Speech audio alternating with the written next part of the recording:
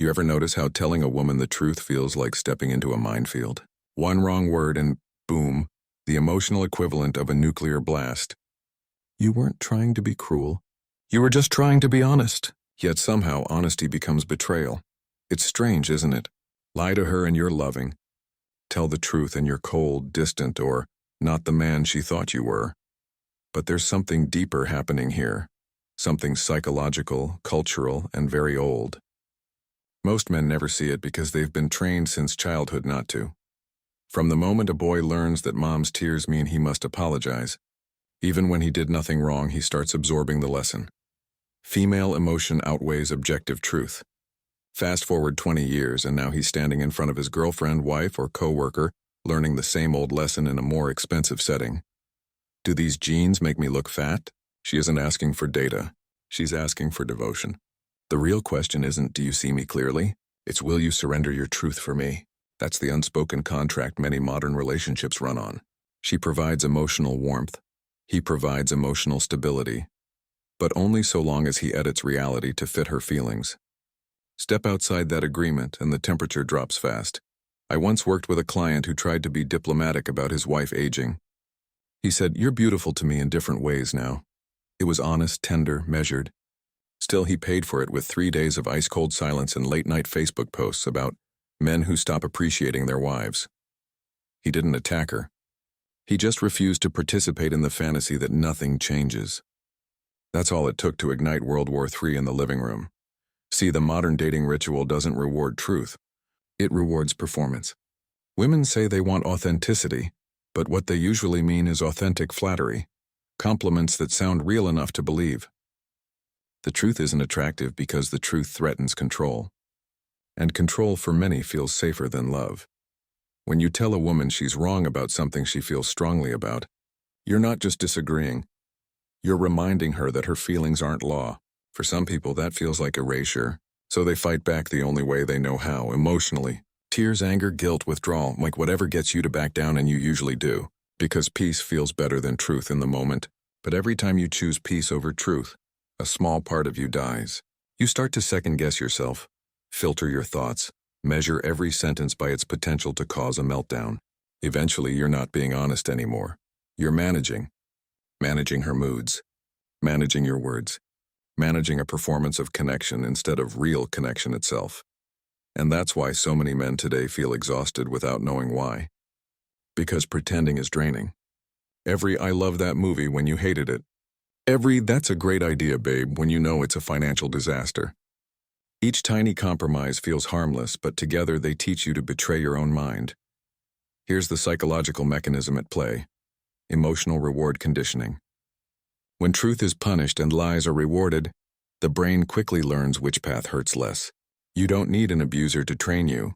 A few rounds of silent treatment versus affection will do the job. Soon you start lying automatically, not because you want to deceive, but because you've been taught it's the only way to love without war. But the cost is high. Men who live like this lose access to their own emotional truth. Ask them how they feel and they'll scan for what answer will keep the room calm, not what's real. Their voice shrinks until silence feels safer than speech. We call them emotionally unavailable, but most are actually emotionally wounded. The tragedy is that the very thing women say they want, emotional honesty, is what they punish the most when it arrives unfiltered. A woman might say, "I want you to open up," but what she really means is, "Tell me what you feel if it makes me feel secure." Anything else is classified as hurtful, so men shut down. They don't stop feeling. They stop sharing, and once that happens, intimacy dies. You get two actors playing parts in a marriage that looks perfect on Instagram and feels empty in bed. I tell men this: your job is not to protect her feelings from truth. It's to protect truth from her feelings. Because truth is the only thing that can build a real relationship. Without it, you're just co-writing a pretty lie that gets harder to maintain every year. Still, I get why you lie. Lying feels merciful. It keeps the peace, keeps the house quiet, keeps the kids asleep. But it also keeps you a prisoner. Every time you bite your tongue to spare her ego, you tell yourself, it's not worth the fight. After enough fights avoided, you realize you've avoided yourself too. The solution isn't cruel honesty. It's grounded honesty. Truth without contempt, boundaries without rage. When she asks a trap question, you don't answer the trap. You name it. That's a loaded question. What are you really asking me? You'd be shocked how fast the dynamic shifts when a man refuses to play the game. Because beneath all the tests and meltdowns is a simple human fear of rejection. For a lot of women, truth sounds like withdrawal of love. And for a lot of men, lying feels like proof of love. Both are wrong. Love is not the absence of discomfort. It's the presence of reality and the courage to face it together. Let's be clear about something. Most of these honesty explosions don't come from evil intent. They come from fear, deep primitive fear. Fear of rejection, fear of aging, fear of losing status in the eyes of the man they love. When a woman says, "Do you still think I'm beautiful?" what she's really asking is, "Am I still safe here? Do I still matter to you?" It's not vanity. It's survival disguised as self-doubt. But here's the catch. Instead of facing that fear directly, modern culture teaches her to outsource emotional security to the man standing next to her.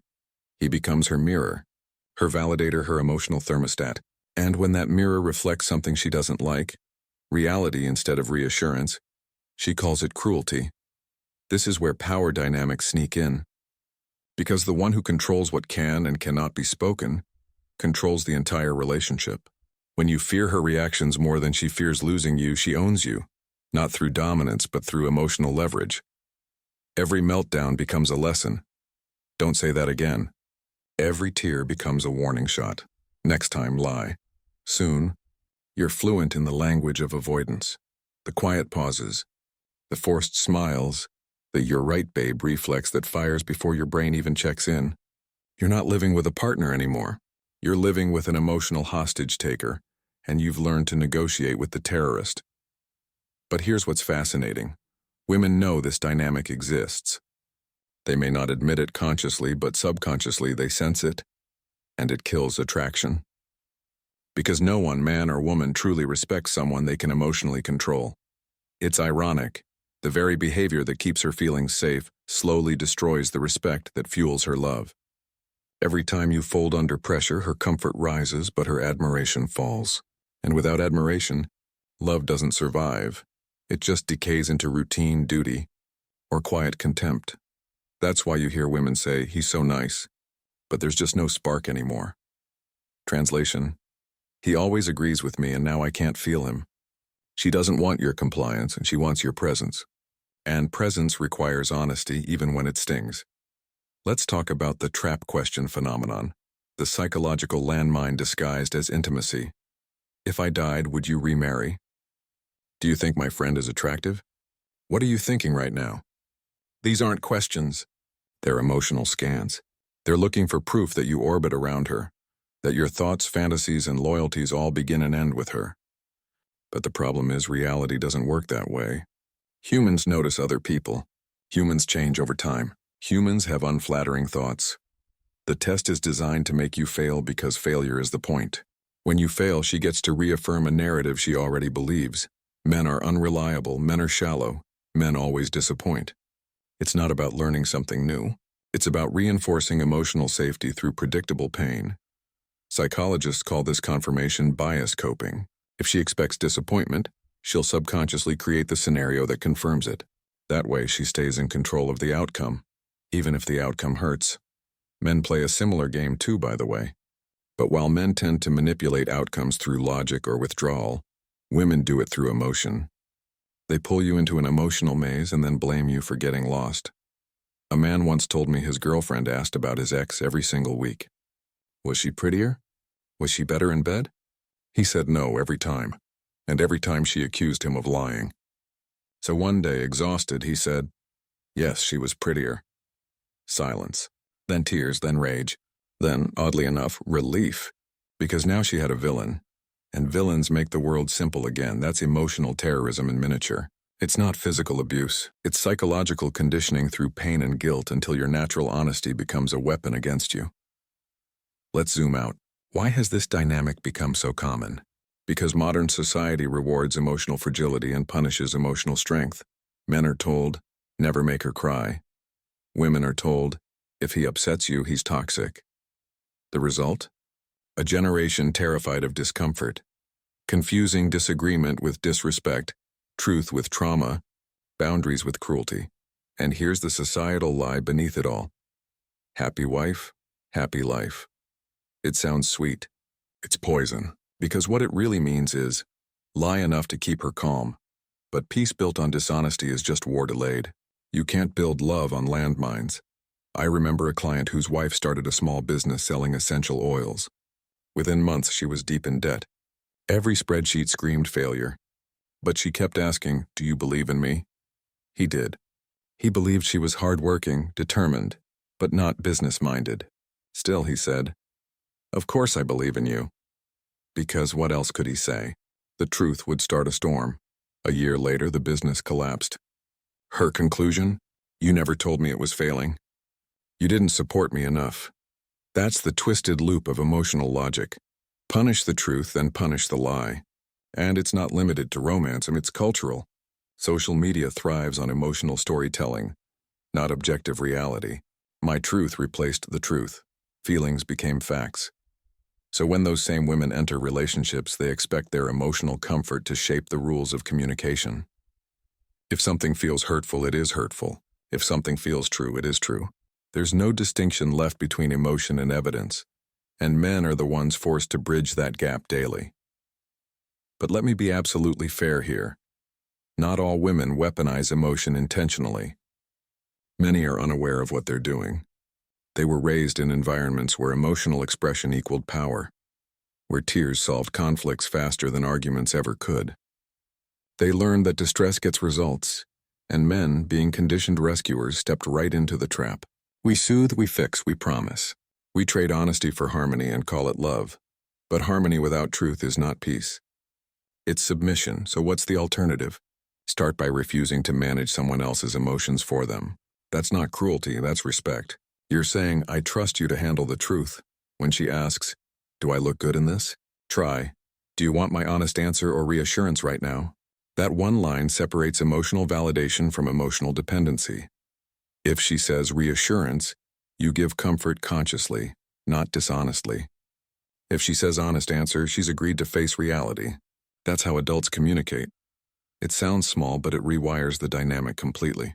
Because the only way to cure emotional manipulation is with mutual accountability. Each person responsible for their own reactions. So here's the hard truth, brother. Most men aren't emotionally unavailable. They're emotionally trained. Trained to filter their truth. Trained to soften their tone. Trained to predict how every word will land before they even speak it. And after years of that conditioning, silence starts to feel like safety. Because silence can't be used against you. Silence can't be twisted. Silence keeps the peace, but it also kills connection. This is what I call the emotional Cold War of modern relationships. Both partners fear each other's truth. The woman fears hearing something that threatens her self-image. The man fears saying something that will trigger punishment. So they trade honesty for diplomacy and wonder why love feels empty. That emptiness, that's the cost of peace built on lies. Let me tell you about a guy named Daniel, a real case I'll never forget. Married 12 years. Great career, kind man. He loved his wife, but something was dying inside him. Every time he tried to be honest, she'd explode, cry, or twist his words into proof that he didn't care. So he learned to stay quiet. "I just want calm," he told me. But what he really meant was, "I just want safety." Safety from the emotional storms that followed every uncomfortable truth. One day his wife asked, "Why don't you talk to me anymore?" He said, "Because you don't want to hear me, and you want to hear yourself through me." That line ended the marriage. But for the first time in years, he said something real. It cost him peace, but it bought him freedom. Now let's talk about what actually fixes this. Not the fantasy advice you get from pop psych blogs, but real-world, battle-tested truth. Honesty without hostility. Telling the truth doesn't mean telling it cruelly. You can say, "I love you, but I'm not attracted to you right now because I miss how we used to take care of ourselves together." That's different from, "You've let yourself go." The first invites growth. The second provokes shame. Stop apologizing for reality. If she melts down over an uncomfortable fact, that's her responsibility. You can be compassionate but not compliant. "I see this upsets you" is empathy. I'm sorry for upsetting you by being honest is submission. Never confuse the two. Boundaries are not cruelty. When she starts emotional warfare, crying, guilt-tripping, silent treatment, don't chase. Don't argue. Don't fix. Say calmly, when you're ready to have an adult conversation, I'm here. Then walk away. Every time you refuse to reward emotional chaos, you train her and yourself that truth doesn't require panic. Praise the right things. If you constantly reassure her looks or soothe her insecurities, she learns that emotional fragility is rewarded. Instead, praise strength, self-awareness, effort. You handled that really well. I respect how honest you were just now. That builds resilience, not dependence. Lead by example. Women respect consistency more than charm.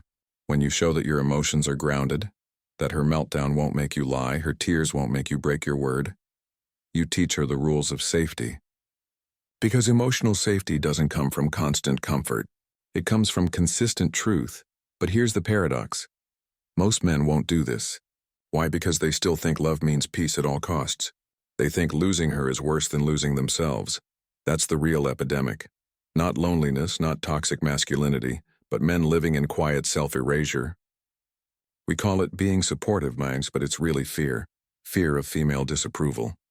The cure isn't dominance or submission. It's sovereignty. The ability to stand in truth even when it costs approval. To say, this is what I see, this is what I feel, and I'm not afraid to lose you for saying it. You can't build intimacy without that kind of strength. Because intimacy is built on trust, and trust is built on truth.